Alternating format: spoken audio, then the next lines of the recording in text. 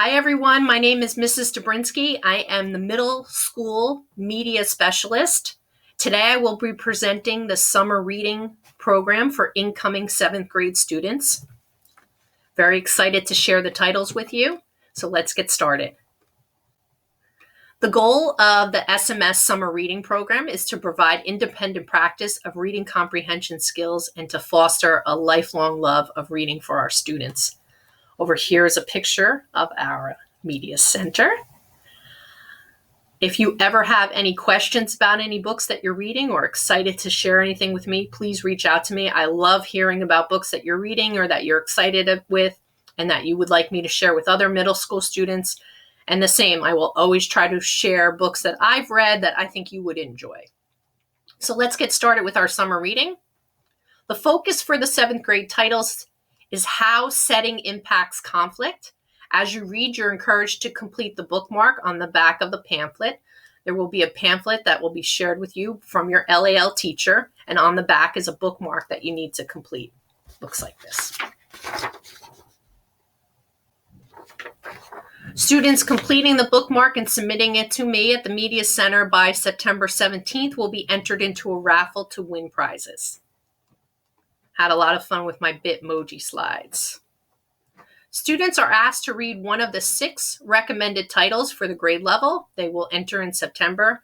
There's no log nor project to be completed. Just simply read using the skills learned in LAL English this year. Students can find many of these titles online at local bookstores. Sayreville Public Library has an app called Hoopla where you can download these titles onto your device. This works out very well during this time period. All right, let's get started. Our titles are here. There are 6 titles, and you are going to select one of the titles. Cinder, Travel Team, Al Capone Does My Shirts. Those are the 3 fiction selections. Again, fiction is made up, fake. Realistic fiction, historical fiction, and science fiction. The 3 nonfiction selections are Boy, Tales of Childhood, The Great Fire, and Witches, The Absolutely True Tale of Disaster in Salem. Boy is also an autobiography that you may be interested in selecting. We are going to start with our fiction selections. And I am going to start with Cinder by Marissa Mayer. Cinder is the beginning of a series called The Lunar Chronicles. So if you like series and you are interested in picking out books that are in a series, you enjoy reading series, this might be a choice for you.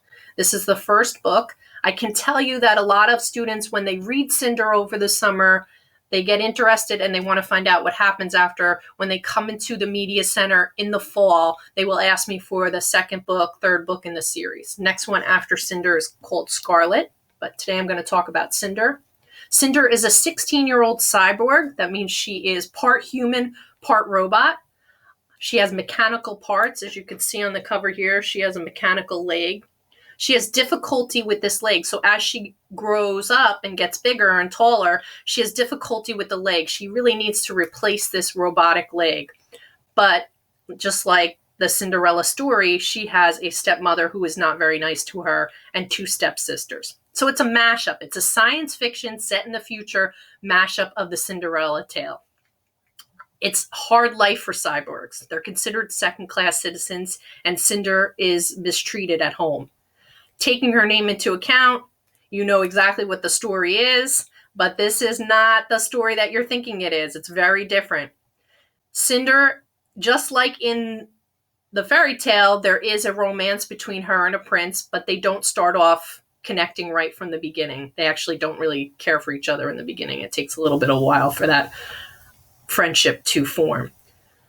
So it isn't a flat retelling. There is a connection there, but it does take a little bit of time. So she decides to fix her leg or work on her leg and realizes that she's pretty good at fixing mechanical things, fixing robots, droids, things like that, and opens up a shop in this market.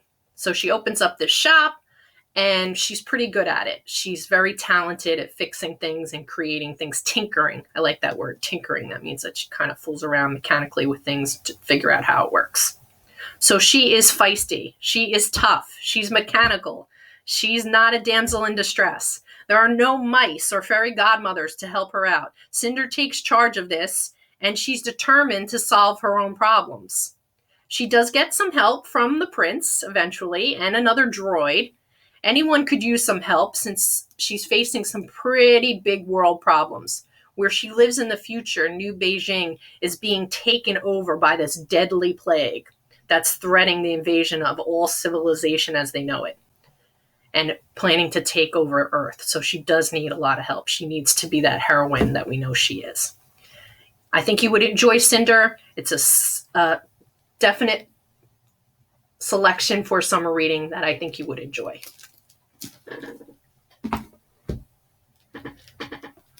Travel Team. Travel Team is by Mike Lupica. Mike Lupica is a sports fiction writer. We have many of Mike Lupica's selections at the Sayreville Middle School Media Center.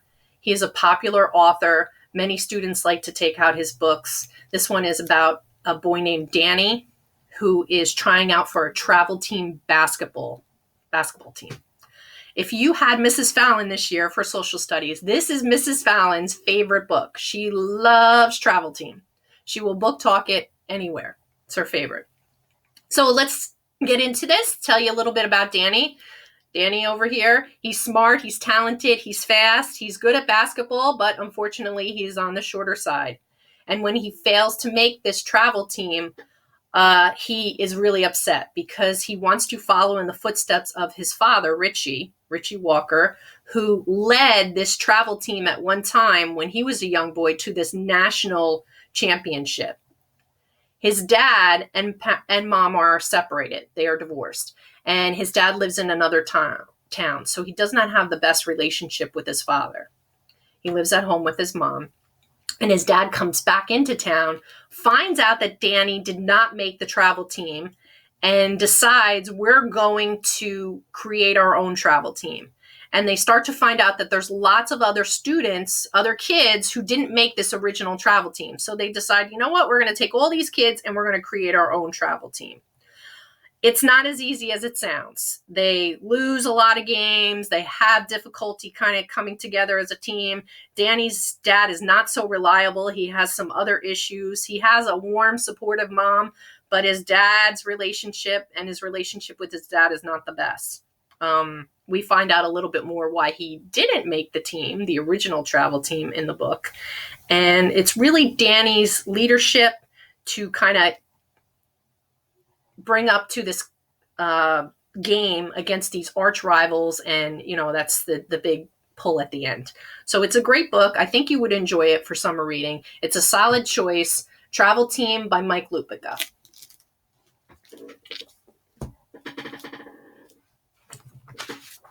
All right, Al Capone does my shirts. Right here you see there is a medal. That's a Newbery Medal honor book. Whenever you see an honor book or a Newbery Medal winner, you know you have a solid choice for a book selection. This is a historical fiction book. It's a story about a boy named Moose Flanagan, and he finds out that he has to move. His father has a new job. He is an electrician / prison guard on Alcatraz. So Alcatraz is a prison that was an active, it's no longer an active prison, but it was an active prison located off of San Francisco, the San Francisco Bay Area. So what happens if your family or if a family member works there, prison guards, electricians, doctors, cooks, chefs, anything, if your father or mother has a job at Alcatraz, your whole family lives there. So Moose finds out that he has to move with his family to Alcatraz. And he's not too happy about it. He has a baseball team where he lives in another part of California. He's excited with his friends and his classmates, and he really doesn't want to move. But he knows he has to move for his dad's job. And we also find out he clashes with his mom over the care of his sister, Natalie, who is autistic. In 35, this condition has not been identified, and Moose's family is encouraged to have Natalie placed in an institution rather than keep her at home. So not only will his dad start to work at Alcatraz, but his sister will go to an institution to help her in the San Francisco area. Moose is the only one who can really reach Natalie and who can help her. And he finds that one of the famous prisoners being held at Alcatraz during this time is Al Capone. Al Capone was a famous prisoner. He was sent to prison for embezzlement, tax evasion. That's eventually what he got, but he did a lot of other illegal things. So with Al Capone's help, Moose tries to help and find a place for Natalie. It's a great historical fiction book, one of my favorites on this list. I would definitely say it's a great choice. There are other Al Capone books in this series, so I think it would be a solid choice also for you for summer reading. Al Capone does my shirts. Those are our 3 fiction selections. Nonfiction. All right, I'm going to start with The Great Fire. The Great Fire is also a Newbery Honor book. You see the silver medal on there. It's by Jim Murphy, and again, it is nonfiction. It tells the story of the Great Fire in 1871. It was one of the most colossal disasters in American history. Overnight, Chicago was transformed into a smoldering wasteland. The damage was so profound that few people believed the city could ever rise again. This has personal accounts of the actual survivors, and it is a book that tells exactly what was going on during that time period. The fire started in a section of town, in a rural section of Chicago. So Chicago is a big city, but not a big city that we would think of today. So if you're comparing it to New York, there was a lot of rural areas outside of the cities in 1871. So the fire started in a rural area, farm area, in a farm. Originally, there was a urban myth or legend that said Mrs. O'Leary's cow kicked over a lantern and the barn caught on fire, and that's what started the fire. That turned into this horrific fire where all these people were killed and many of Chicago's areas and homes were damaged and destroyed. But that was not true. It did start in a rural area. It started in a farm area, but the cow just got a bad rap. It wasn't part of it. All right, but the reason why it spread so fast is because there was many different factors that caused the spread of this great fire. Chicago is known as the Windy City. So the wind was one of the factors. The wind would take the embers from the fire and blow it along, and that helped the fire to spread. It was very dry. The summer, this happened in October of 1871. The summer before had a drought, so there was very little rain or water fall. So that was a problem also. So we have the wind, we have the dry land, the dry weather. And when the fire started, again, I told you it was in a rural area, so farm area. So the people who were in the center of the city, the wealthier people, decided, you know what, we're not really going to worry about what's happening on the outskirts of Chicago. We have nothing to do with us over here in the center. We're just kind of let them take care of it on their own. And they delayed sending any help to that area. So by them delaying, the fire spread even faster. So those are some of the factors of why the fire spread. But again, if you like nonfiction, this is a great selection. The Great Fire by Jim Murphy.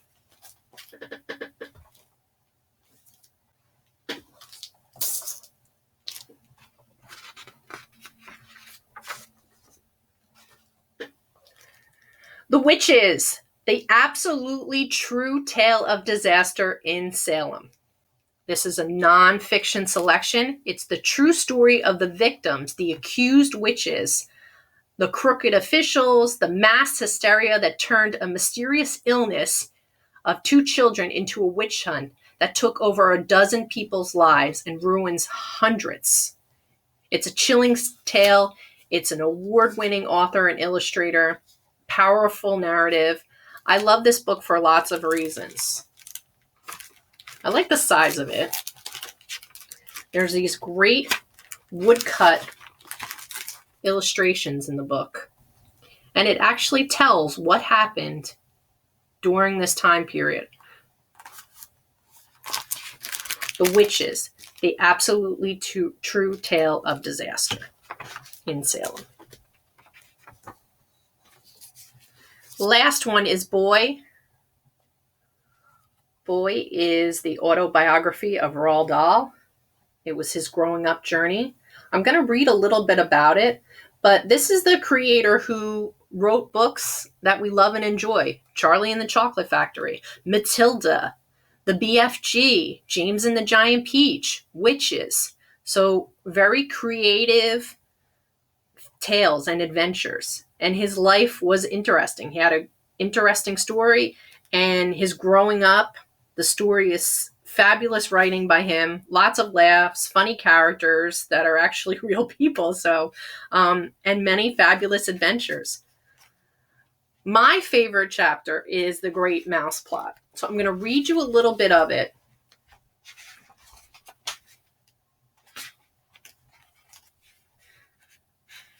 This is the chapter, The Great Mouse Plot. My 4 friends and I had come across a loose floorboard at the back of the classroom. And when we pried it open with the blade of a pocket knife, we discovered a big hollow space underneath. So remember, this was the beginning of the century, many, many years ago. They were in this classroom in England, and on the floor was a loose board. So what they would do is they would pry open this board, and they would put different things down there during the day, like special things that they found. Candy, little toys or trinkets, and they would hide them. And then at the end of the day, they would pry open this floorboard and get their things and take them home. This, we decided, would be our secret hiding place for sweets and other small treasures. Every afternoon, when the last lesson was over, the 5 of us would wait until the classroom had emptied, and then we would lift up the floorboard and examine our secret hoard, perhaps adding to it or taking away. One day when we lifted it, we found a dead mouse lying among our treasures. This was an exciting discovery. "What shall we do with it?" cried my friend. "Ugh, it stinks," someone shouted. "Throw it out the window, quick." "Hold on," I said. "Don't throw it away." All of my friends looked at me. When writing about oneself, one must strive to be truthful. Truth is more important than modesty. I must tell you, therefore, that it was I, and I alone, who had the great and daring mouse plot plan. We all have our moments of brilliance and glory, and this was mine. "Why don't we," I said, "slip it into one of Mrs. Pratchett's jar of sweets?" Mrs. Pratchett was the mean store owner that owned the candy store that we went to. Then, when she puts her dirty, grubby hand in to grab something, she will grab a stinky, dead mouse instead. The other 4 stared at me in wonder. Then, as the sheer genius of the plot began to sink in, they all started grinning. They slapped me on the back. They cheered me and danced around the classroom. "We'll do it today," they cried. "We'll do it on the way home. You had the plan," they pointed at me, "so you can be the one to put the mouse in the jar." My friend handed me the mouse. I put it in my pocket. Then the 5 of us left the school, crossed the village green, and headed for the sweet shop. We were all jazzed up. We were ready. It was like we were robbing a train or blowing up the sheriff's office. "Make sure you put it in a jar which is used often," somebody said. "I know," I said. "I'll put it in the gobstopper jar." The gobstopper jar is right behind the counter. All right, I'm going to stop it there. But again, another great selection to read. It's nonfiction autobiography called Boy. All right, so those are our 6 selections. Remember, you can take your books outside, read them outside, enjoy the wonderful, beautiful weather. Take them with you. Stay healthy, stay safe, keep on reading. If you have any questions, please email me. I would love to help you with any book questions that you have. If you have any questions about the assignment, you're going to reach out to your LAL teacher for that.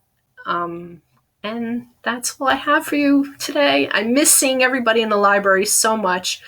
Looking forward to seeing you soon. Stay healthy, stay safe, keep on reading. Have a great summer, and I hope to see you soon. Bye.